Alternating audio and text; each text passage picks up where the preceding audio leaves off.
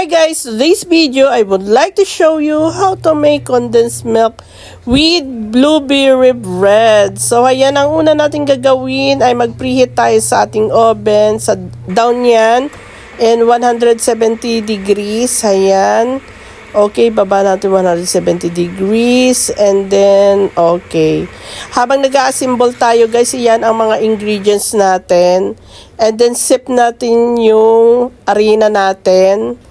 Then, 1 1/4 yung ating harina. So, kaya natin ipipreheat na ng ating oven para pag natapos na tayong gumawa ng ating, mag-assemble na tayo ng ating cake, ay mainit na yung ating oven.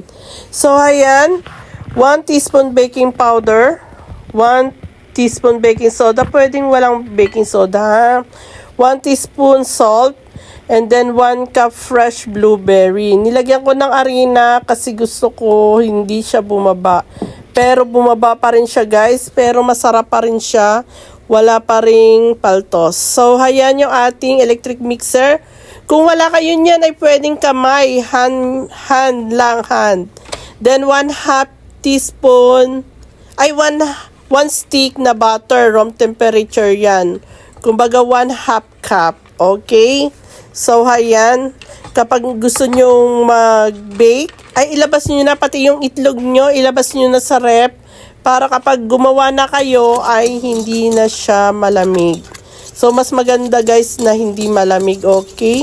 Ang ating itlog ay 3 eggs, kaya nilagay ko dyan sa separate bowl, kasi para pag halimbawang bulok yung egg nyo, ay hindi makontaminado yung iba nyo pang ingredients, ay sayang naman. Okay, 1/4 cup sugar, brown yan, pwedeng white.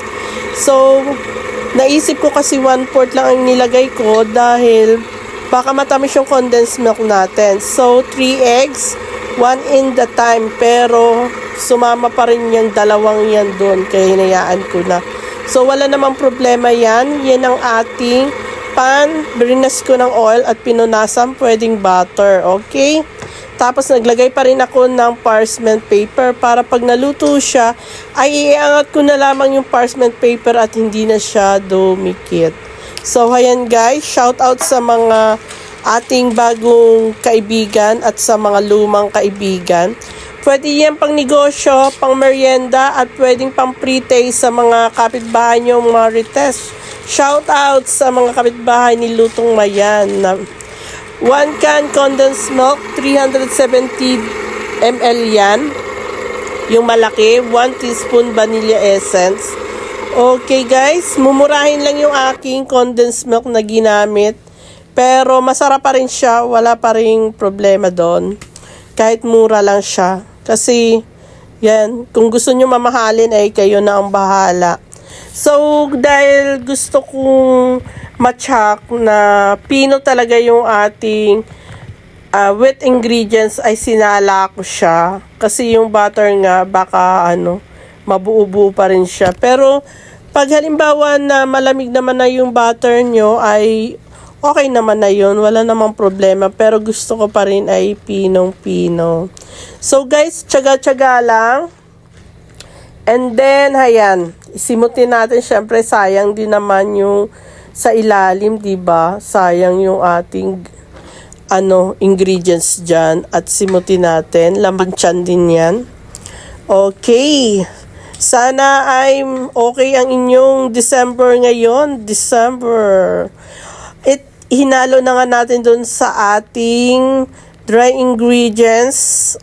Okay guys, halo-halo lang. Pag nakita nyo na nag-combine na silang lahat, ay pwede na yon. Huwag matagal ang halo at baka tumigas naman ang inyong bread. Okay? So, ayan na nga. Hinalo ko na yan. At konting tiyaga lang ay mayroon kayong masarap na merienda. Masarap yan sa kape. At syempre, pang negosyo na rin yan ngayon sa darating na Kapaskuhan. Kaya nagawa tayo niyan para sample natin yan. Okay, ilagay na natin sa ating na-prepare na pan. Loop pan ang gamit ko. Bahala na kayo kung anong pan na available sa inyo dyan sa bahay nyo. Kung wala naman kayong loop pan ay pwedeng round, square, bahala na kayo guys. Okay, simot-simot lang natin. And then, thank you pala sa mga nanonood ha. Paki-like, subscribe, and share na din. Huwag na kayong mahiya. Okay.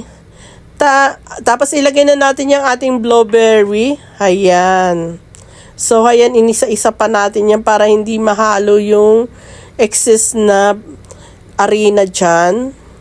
Then, ayan, kapag mayroon kayong sliced almond, dahil mayroon ako, pwedeng wala yan, ay ilagay na natin kasi sayang naman, mayroon kasi ako dun sa rep.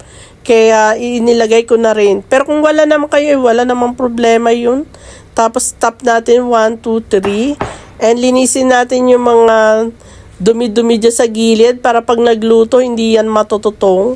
At ilagay na natin yung ating may pan tayo na pinantakip sa ating yung sa init para hindi mabilis masunog. Pag may condensed milk kasi madaling masunog yan. Okay, inilagay natin. After 20 minutes, hayan ng ating bread. Okay, pagdating ng 40 minutes ay i-toothpick test nyo na. Pag wala nang sumama sa toothpick nyo ay lutong-luto na yan guys, yung himulmol. At hayan, kamukha, may biak sa gitna. At hayan, hiniwa na at kumakain na si paring Arthur. Okay, masarap daw, sabi niya. Thank you for watching guys. Sana ay may natutunan kayo sa araw na ito. Mua mua chup chup.